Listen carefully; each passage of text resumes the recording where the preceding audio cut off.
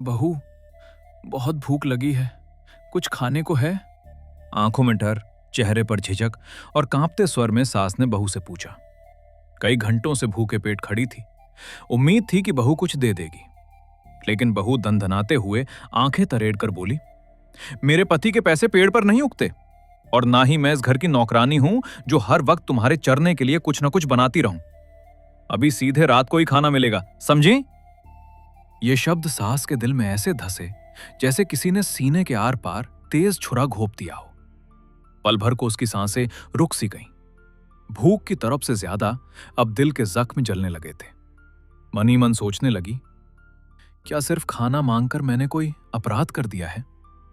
बरामदे में पुरानी लकड़ी की कुर्सी पर बैठी कमला देवी चुपचाप आंगन की ओर देख रही थी। गर्मी का मौसम था, हवा भी जैसे थम गई थी। घर के भीतर अजीब सा सन्नाटा था। बस दीवार घड़ी की टिक टिक सुनाई दे रही थी। आज तबीयत कुछ ठीक नहीं थी, इसलिए उन्होंने दोपहर में बस थोड़ा सा ही खाना खाया था। पेट में भूख की चुभन तेज होती जा रही थी। उम्र हो चली थी तो भूख भी जैसे किसी छोटे बच्चे की तरह जिद कर रही थी। हाथों में कपन और आंखों में धुंधलापन था, लेकिन डर भी था। डर इस बात का कि अगर बहू से कुछ खाने को मांगा तो क्या जवाब मिलेगा, क्योंकि अब बहू को सास का बुढ़ापा बोझ लगने लगा था। आखिरकार साहस जुटाकर कमला देवी धीरे धीरे रसोई के पास पहुंची। रसोई में उनकी बहू रमा रात के खाने की तैयारी में जुटी थी। बर्तनों के पास चाय का एक खाली कप पड़ा था। शायद बहू ने सिर्फ अपने लिए चाय बनाई। वैसे भी आजकल अक्सर वो कमल को शाम की चाय नहीं देती थी। पूछने पर कहती कि अब उम्र नहीं है शाम की चाय पीने की। कमला देवी ने बहुत धीमी, कांपती हुई आवाज में कहा, बहू, बहुत भूख लगी है। कुछ खाने को है? उनकी आवाज में जैसे अपराध बोध छलक रहा था, जैसे वे घर की मालकिन नहीं, किसी पराई देहरी पर भीख मांग रही हूं। लेकिन बहू दनदनाते हुए आंखें तरेर कर बोली, मेरे पति के पैसे पेड़ पर नहीं उगते, और ना ही मैं इस घर की नौकरानी हूं जो हर समय तुम्हारे चरने के लिए कुछ न कुछ बनाती रहूं। अभी सीधे रात को ही खाना मिलेगा। ये शब्द सुनकर कमला देवी के दिल में जैसे किसी ने गर्म लोहे की छड़ घोंप दी हो। चरने, ये शब्द उनके कानों में गूंजता रहा।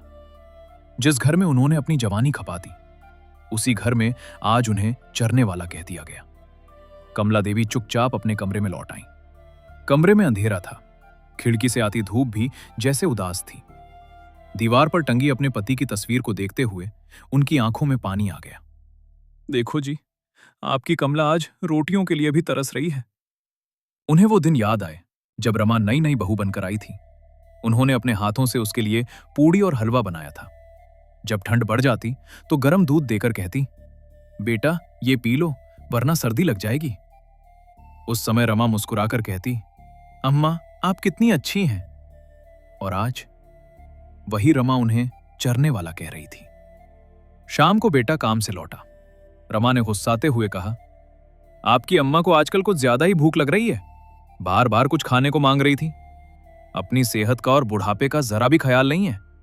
कल को अगर कुछ हो गया तो लोग हमें ही ताने मारेंगे कि हमने ख्याल नहीं रखा। जरा अपनी अम्मा को अच्छे से समझा दो। जिस बेटे को अपना खून, अपना समय देकर सिंचा, पेट काट काट कर जिसकी परवरिश की, वही आज पत्नी की बातें सुनकर झुंझला उठा। अरे मां, थोड़ा सब्र कर लिया करो। अब तुम बूढ़ी हो चुकी हो। अपना नहीं तो कम से कम हमारी इज्जत का ही ख्याल करो।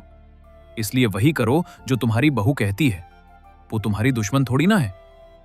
कमला देवी के दिल में एक और चोट लगी। उन्होंने सोचा था बेटा शायद बहू को डांटेगा, पर यहां तो बेटा भी उनकी भूख को मजाक में उड़ा रहा था। उस रात खाना तैयार हुआ। रमा ने सबके लिए थाली सजाई, पर कमला देवी की थाली सबसे आखिर में उनके कमरे में पहुंचाई। खाना उनके सामने रखा गया, पर उनकी भूख मर चुकी थी। उन्होंने रोटी हाथ में ली, फिर वापस रख दी। आंखों में आंसू थे और मन में बस यही ख्याल था, शरीर की भूख तो किसी तरह सोकर मिट जाएगी, पर इज्जत की भूख, वो तो शायद मौत के साथ ही खत्म होगी। धीरे धीरे बिस्तर पर लेट गईं। आंखें बंद हुईं। बहू और बेटे की बातों ने दिल चीर कर रख दिया था, इसलिए अब जीने की उम्मीद भी नहीं बची थी। फिर आधी रात को सासों ने भी साथ छोड़ दिया। सुबह जब रमा ने दरवाजा खोला तो कमला देवी के चेहरे पर अपनों द्वारा चुभोए गए शब्दों के तीर के कारण उदासी थी। आंखों में हल्के आंसू और सांसें थम चुकी थीं। पास ही पड़ी थाली में कल रात का सूखा खाना बिना छुआ हुआ पड़ा था।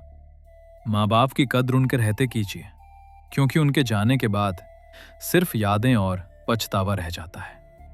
अगर इस कहानी ने आपकी आंखों को नम किया हो और दिल को छू लिया हो तो इसे लाइक, शेयर और कमेंट जरूर करें, क्योंकि शायद आपकी एक शेयर किसी को अपने बुजुर्गों की कद्र करना सिखा दे।